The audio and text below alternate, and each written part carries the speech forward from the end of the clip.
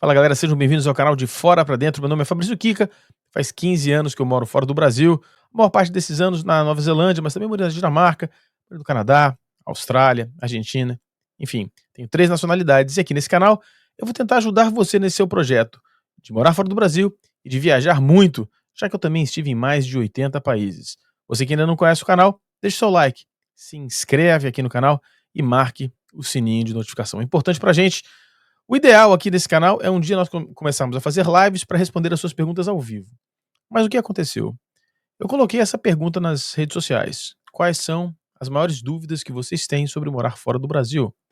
E eu recebi 28 perguntas. Fiquei muito empolgado com isso e resolvi responder 10 dessas perguntas. E eu continuo encorajando vocês a fazerem essas perguntas. Coloquem aqui nos comentários. Se vocês tiverem alguma dúvida, coloquem aí. A gente vai respondendo e quem sabe a gente não cria um vídeo para responder a sua pergunta. Eu vou soltar a nossa vinheta aqui de abertura do canal.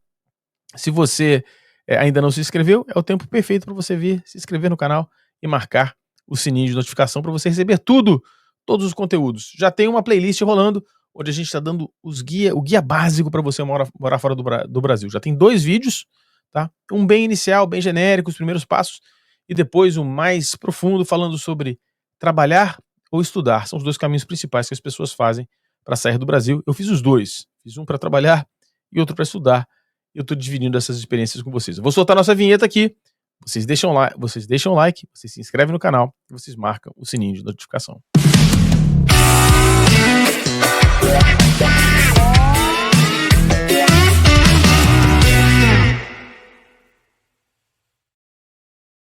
Bom, começando respondendo aqui a pergunta do Diego Costa. Você já enfrentou dificuldades em alugar imóveis por ser estrangeiro? Como resolveu? Já sim. Alguns países são mais fáceis do que outros. E diferente do Brasil, o problema não é a questão da garantia, do fiador, nada. É ter imóvel para alugar. Em alguns países, por exemplo, na Dinamarca, eu tive mais problema. Além do mercado estar muito aquecido, ter pouca oferta de imóvel para alugar, há sim uma dificuldade de alugar para estrangeiro. Eles preferem alugar para dinamarqueses. E eu não tenho nada de dinamarquês. Não foi fácil, foi muito complicado alugar lá. Mas, normalmente, você consegue. A questão é a seguinte, galera. Eu sei que no Brasil isso não é muito comum, mas fora do Brasil há um caminho mais fácil, que é você alugar um quarto. Muita gente aluga apenas um quarto. Estão procurando um flatmate, que eles chamam, né? Que é uma pessoa que divide a casa, divide o apartamento. Isso é muito comum, é uma maneira mais fácil, mais barato, e é a maneira como você começa. Então você aluga um quarto, eles exigem menos referência, às vezes até exigem referências também. Se você estiver chegando no país, você vai ter dificuldade. Não é tão grande essa necessidade de referência, você consegue alugar o quarto e essa pessoa vira sua referência se correr tudo bem para quando você for alugar o seu imóvel. Em muitos países, a questão da referência é mais importante do que o fiador e etc. Portanto, galera, dica é essa: não vá direto alugar um apartamento só para você, é muito caro, é difícil, não vai ser tão simples. Tem a questão, dependendo do país que você estiver, você vai ter mais problema, o mercado está muito demandado na maior parte do mundo.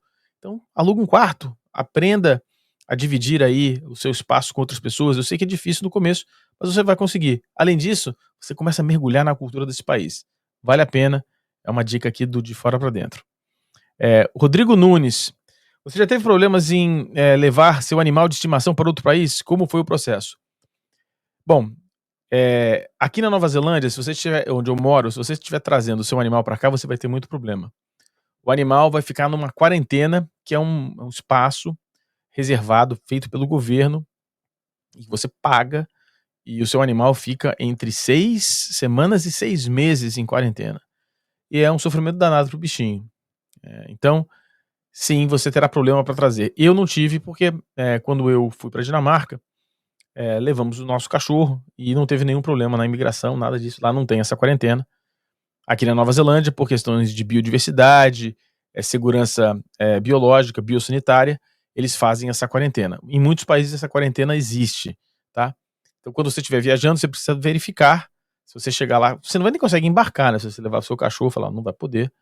Essa quarentena aqui na Nova Zelândia, por exemplo, ela é reservada com muito tempo de antecedência. Enfim, há problema sim, não é fácil e requer uma pesquisa grande. Eu não tive esse problema, mas eu conheço muitas pessoas que tiveram. A Larissa Santos. Obrigado, Larissa. Eu conheço a Larissa Santos, é uma amiga nossa. Como foi a adaptação ao sistema educacional local, quando você decidiu estudar fora?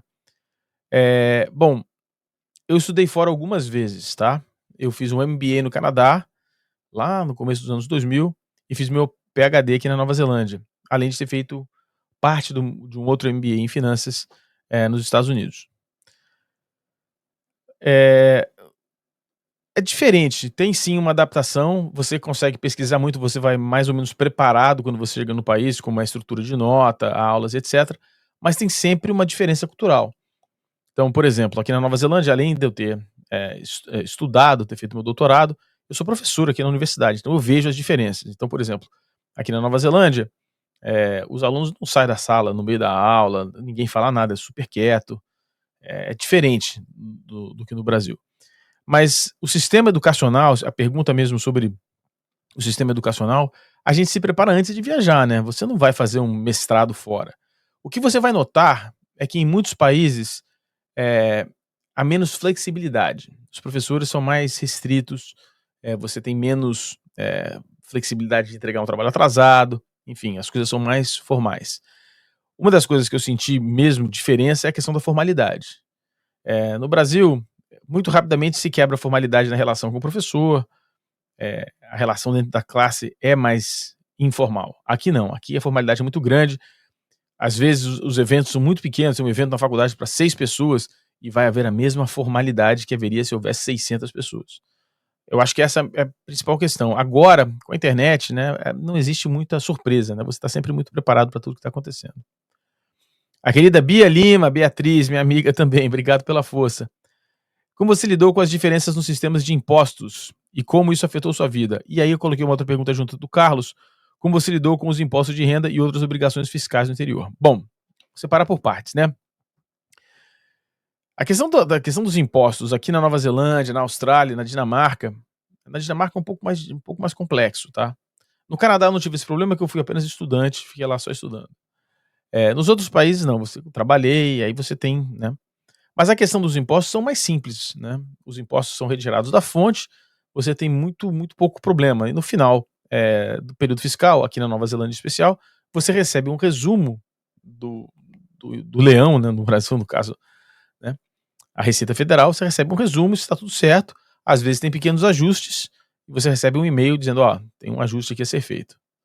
É isso que acontece. É muito mais simples. Com relação ao Brasil, aí tem uma situação diferente. Tem uma situação diferente porque no Brasil você, às vezes, você tem que continuar pagando seu imposto de renda. Se você sair do Brasil de forma permanente, aí você faz uma declaração que você está saindo do Brasil permanentemente, e aí você não precisa mais pagar imposto de renda. Tá? E eu recomendo isso, que você faça isso, para você evitar problemas fiscais. Eu tive problema no Brasil, com 2 aspectos. O fundo de garantia, para retirar meu fundo de garantia, eu tive que esperar um monte de tempo para poder fazer a retirada. Não tinha muito dinheiro, mas tinha lá uma quantia. E uma outra coisa foi com o meu imposto de renda, que eu tive que continuar declarando daqui, foi uma dificuldade danada, até que 2 anos depois eu fiz a declaração, de saída permanente do Brasil, e evitou esse problema. Uma outra coisa que eu fiz no Brasil foi bater um papo com o contador, e eu recomendo que vocês façam isso. Ninguém precisa contratar um contador, mas se você, declara o imposto de renda regularmente, é melhor que você assim o faça. Troca uma ideia com o seu contador, se você tiver um, se não, faça uma consulta, é simples, não é muito complicado, mas é bom você esclarecer. O Lucas Ramos, quais foram os maiores desafios de se acostumar a uma alimentação completamente diferente? Nenhum, não tive problema nenhum com isso, mas isso é muito pessoal, né, eu vejo pessoas que sofrem: "Ah, eu sinto saudade do feijão". Eu não tive essa dificuldade, sou relativamente simples para comer, o que eu como é normalmente universal, então não tive muito esse problema.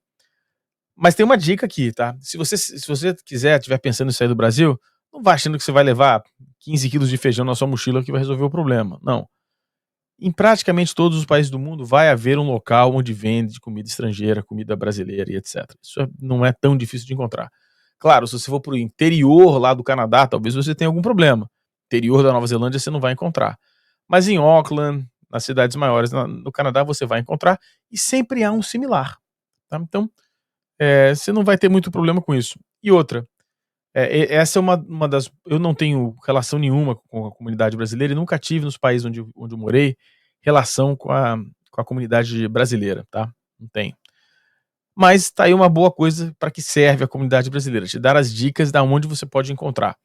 Alguns países, eu falei no Canadá, por exemplo, mesmo quando eu morei no Canadá muitos anos atrás, havia um site onde vendia comidas brasileiras e entregava dentro do Canadá. Então, guaraná Antártica, feijão, goiabada, você conseguia comprar online.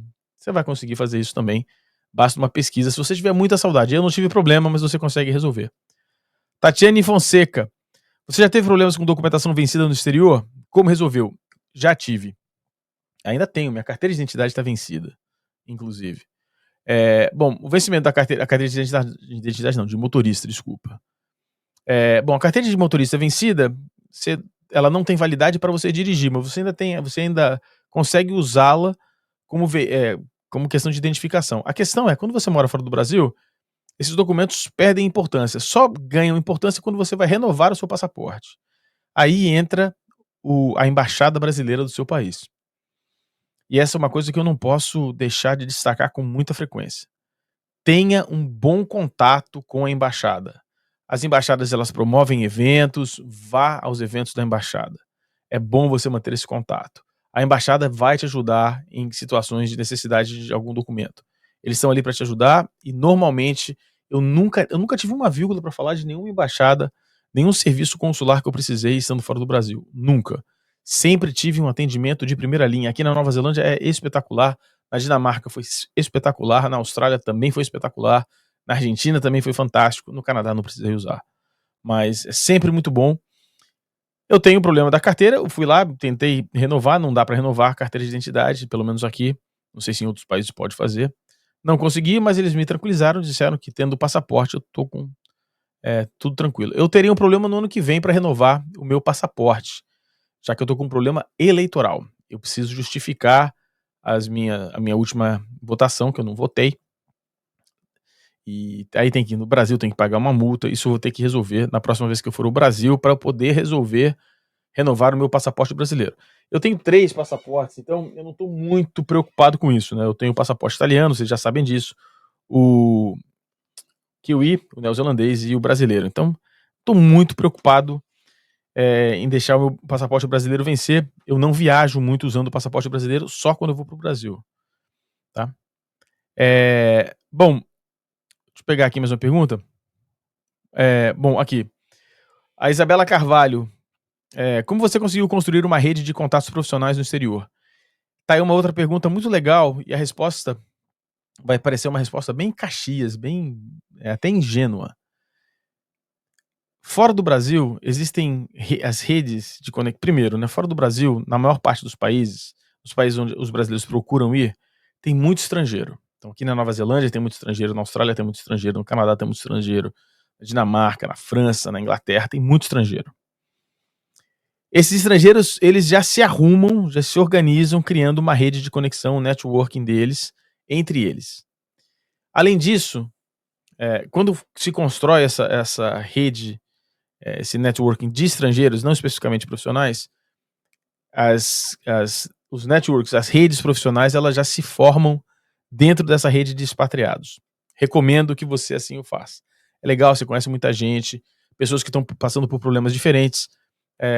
Continuo recomendando que você não fique conectado apenas com a comunidade brasileira, até recomendo que você não se conecte com a comunidade brasileira, vai ter um vídeo aqui no canal sobre isso, mas essa rede de expatriados é legal, você consegue fazer isso, e é um primeiro passo. Você tá pensando em sair do Brasil, antes de sair do Brasil, já acha esses movimentos de expatriados. Há muitas páginas no Facebook, sei que quase as pessoas não usam mais o Facebook, mas tá lá, existem, você não vai ter problema de encontrar isso. E outra, sempre, ou na maior parte das profissões, existem lá um instituto, um centro, por exemplo, o Instituto de Arquitetos do Brasil. Você pode se filiar nesses institutos. Instituto dos Arquitetos da Nova Zelândia, Instituto dos Professores do Canadá, dos Engenheiros. São instituições que você se filia, você paga um FII, normalmente não é muito caro, e você tem acesso a uma rede de profissionais. Eu fiz isso em todos os países que eu estive, que eu morei, em todos. E é muito legal, muito legal. Em alguns países, você tem mais benefícios do que outros. Por exemplo, na Dinamarca, não teve muita coisa, era tudo em dinamarquês, eu não falava dinamarquês, não me ajudou muito. Mas mesmo assim eu conheci muita gente, consegui alguns trabalhos, inclusive, na universidade, na época, então vale a pena, é uma maneira legal de você começar a construir, eh, esse tipo de relação profissional. E dá certo, como eu falei, as coisas começam de maneira mais formal, às vezes eu fui em algumas reuniões de expatriados, por exemplo, que tinham 4 pessoas, eu achei que ia ser: "Pô, não, mas não, cara, tem a formalidade, vamos abrir aqui a sessão, todo mundo se apresenta, tal". Acaba sendo legal, você tem que se acostumar com essa formalidade, essa organização, mesmo em eventos muito pequenos. Se fosse uma reunião no Brasil com 4 pessoas: "Ah, senta aí, vamos tomar uma cerveja, tal". Não tô dizendo que é bom ou mal, eu tô generalizando, e aqui esse canal eu tenho que fazer um parênteses todas as vezes sobre generalizações. Generalizações não são as melhores maneiras de descrever um país, mas para resumir em um vídeo de 20 minutos, talvez elas precisem ser feitas. Então, é uma generalização, tá bom? Essas redes profissionais são muito legais, de expatriados, e esses centros, esses institutos ajudam demais, e eu recomendo que você faça essa pesquisa se você quiser sair do país, ou se você já estiver fora do país e estiver com dificuldade de se conectar. Agora eu vou entrar em algumas perguntas mais divertidas, aqui, um pouco mais lights, né? O Luiz Oliveira, tenho certeza que veio lá do meu outro canal sobre futebol. Você conseguiu acompanhar os jogos do seu time de coração quando morava fora? Como é torcer pelo futebol brasileiro em outro país? Legal essa pergunta.